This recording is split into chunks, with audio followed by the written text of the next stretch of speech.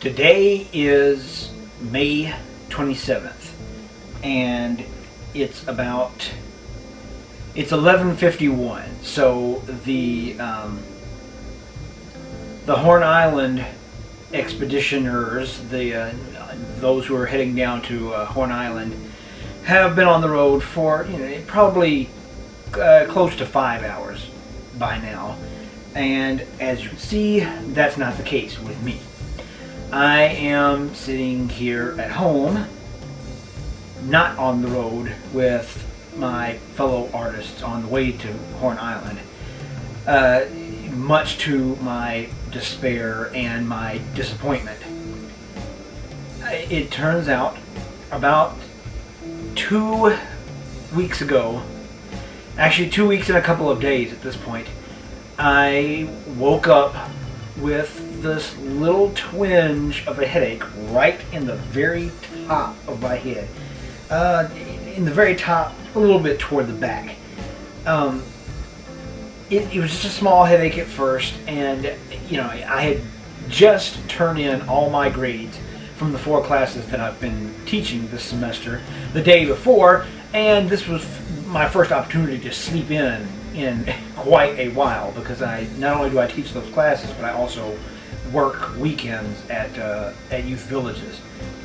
So it had been months since I had an opportunity to really truly sleep in, and so I took it. I had slept in till nearly noon when I finally got up. So when I woke up with this little bit of a headache on the top of my head, I just assumed that I had slept in a little too long. Maybe I had just slept a little too hard, a little too long, woke up with a little bit of a headache. No big deal, I can deal with this. But then as the next couple of days went on, I realized that not only was it not going away, because it had continued. I had it when I went to bed that night. I still had it in the morning. I had it when I went to bed the next night. It was continuing, and nothing seemed to be taking care of it. Not only was it continuing, but it seemed to be getting worse. The pain was increasing, and it was getting pretty bad. And then the next day, or rather that Monday after that weekend, I took myself into the doctor, because what I thought I had going on was a headache, a tension headache, which my doctor had diagnosed me with about 4 years ago, in 2006. I had a really bad headache that lasted a few days in 2006 as well, and took myself to the doctor.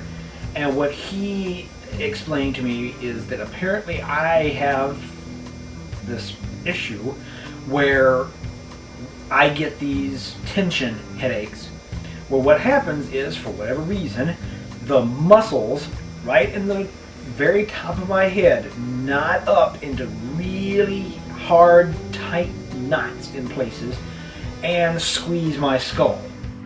This time, however, the ibuprofen was doing nothing. Nothing seemed to be doing anything. So I assumed I had another bad bout of it again, just like I had in 2006. So I went to my doctor explaining that very thing. I think that this is a resurgence of that. And so he put me on the same medications, the same pain medication and muscle relaxants. So he told me if I wasn't feeling better in 48 hours to give him a call again.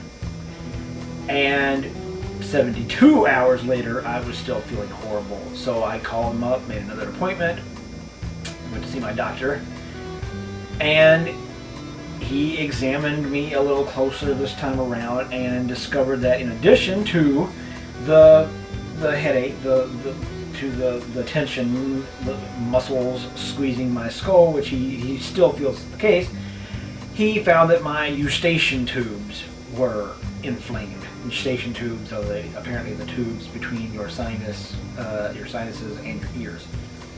And so he felt the combination of the two was what was making it so extreme. Because it was getting very extreme. It was getting to the point where it was, I couldn't think about anything other than the pain in my head. And even on these medications that he had given me, it was never really decreasing to anything more than just sort of a dull thud. So he put me on some antibiotics for the inflammation to take care of that. And to be on the safe side, he set me up for a CAT scan. Went and did the CAT scan that afternoon. And the next day I was called and I was told everything seemed to be normal. Everything was fine with my head as far as the CAT scan could see. But still, the pain continued and it was continuing to grow. It was continuing to get worse. I had to call in again from my job on the weekends for a second weekend in a row. And as soon as that weekend was over, I went right back to the doctor again. And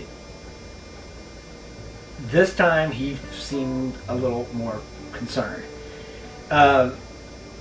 At this point, I was very close to going on 2 weeks of dealing with this pain, and nothing seemed to be doing the trick. But the pain was still in my head, and not only was it just in this one spot where I'm talking about, but occasionally it would come over and move over here to the left side of my head, and as I said, it makes very specific knots that when I touch them, I can feel them, they're there, and they're very specifically the location from which the pain is sort of spreading out.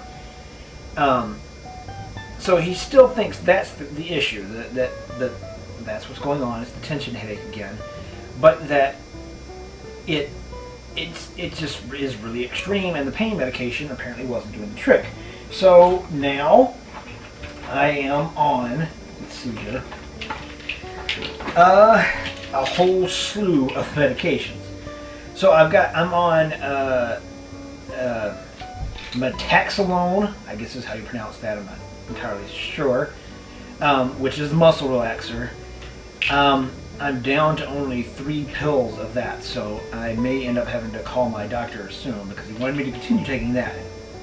And that was one of the first medications he put me on, as well as butalbital, I guess is how you pronounce that. This was the pain medication I was on at the time. The first pain medication he put me on. Several left of that because as soon as he switched me, he told me to stop taking this. So now what he has me on is hydrocodone. This seems to be doing the trick. When I take this every 6 hours, it seems to be taking care of the pain pretty well. There are times when I don't feel any pain at all. Right now, that's not the case. But I'm about an hour away from needing my next dose, so that could explain why. He also has put me on a pack of steroids. I don't entirely know what they're supposed to do for me, but I trust him.